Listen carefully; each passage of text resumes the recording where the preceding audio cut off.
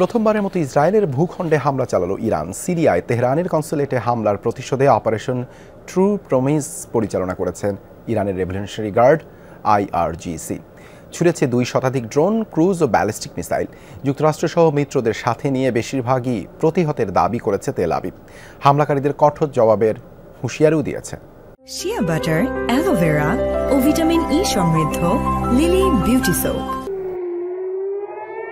প্রথমবারের মতো ইরানের ভূখণ্ড থেকে ইসরায়েলের অভ্যন্তরে ছোড়া হলো একের পর এক ড্রোন, ক্রুজ ও ব্যালিস্টিক মিসাইল। দখলকৃত জেরুজালেম ও জর্ডানের আকাশসীমায় শনাক্ত হয় বিপুল সংখ্যক ড্রোন। শনিবার গভীর রাতে রাজধানী তেল আবিব সহ দেশটির বিভিন্ন এলাকায় শোনা যায় সতর্কতামূলক সাইরেন। গোলান মালভূমি, নেভাতিম, দিমোনা ও এলিয়াত সহ ঝুঁকিপূর্ণ এলাকার বাসিন্দাদের বম শেল্টারে আশ্রয় নেয়ার নির্দেশনা দেয় ইসরায়েলের সামরিক বাহিনী। তবে ইরানের ছোড়া বেশিরভাগ ড্রোন ও মিসাইল প্রতিহতের দাবি তেল আবিবের। কেবল একটি সামরিক ঘাঁটিতে সামান্য ক্ষয়ক্ষতির কথা জানিয়েছে IDF। গোলার ধ্বংসাবশেষ পড়ে আহত হয় এক কিশোরী।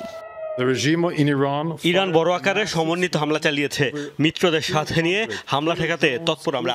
ইসরায়েলের আকাশ প্রতিরক্ষা ব্যবস্থা বেশিরভাগ ড্রোন, ক্ষেপণাস্ত্র ঠেকিয়েছে। ইসরায়েলের সীমান্তের বাইরেই ক্রুজ মিসাইল ও ব্যালিস্টিক মিসাইল ধ্বংস করা হয়েছে। কয়েকটি মাত্র ড্রোন পড়েছে ইসরায়েলে। একটি সামরিক ঘাঁটি সামান্য ক্ষতিগ্রস্ত হয়েছে।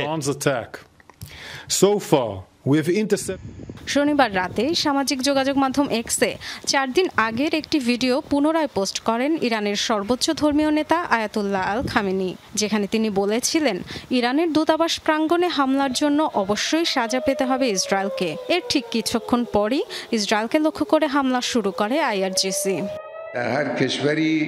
সিরিয়ায় ইরানের কনসুলেটে হামলা চালিয়ে আরেকবার ভুল করেছে কুচক্রী দেশটি। যে কোনো দেশের দূতাবাস বা কনসুলেট সেই দেশের মাটি হিসেবে বিবেচিত হয়।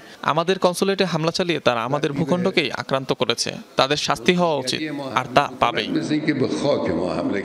হামলার কয়েক ঘন্টা পর এক এক্স বার্তায় জাতিসংঘে ইরানের প্রতিনিধি বলেন বিষয়টি এখানেই শেষ হিসেবে বিবেচনা করা যেতে পারে। তবে ইসরায়েলি সাম্রাজ্য আরেকটি ভুল করলে আরও কঠোর হবে ইরানের জবাব দেন এমন হুঁশিয়ারি। ইরান ও ইসরায়েলের সংঘাত থেকে যুক্তরাষ্ট্রের দূরে থাকা উচিত বলেও হুঁশিয়ারি দেন। গাজায় ইসরায়েলের আগ্রাসন শুরুর পর এ পর্যন্ত সরাসরি সংঘাত থেকে দূরে ছিল ইরান।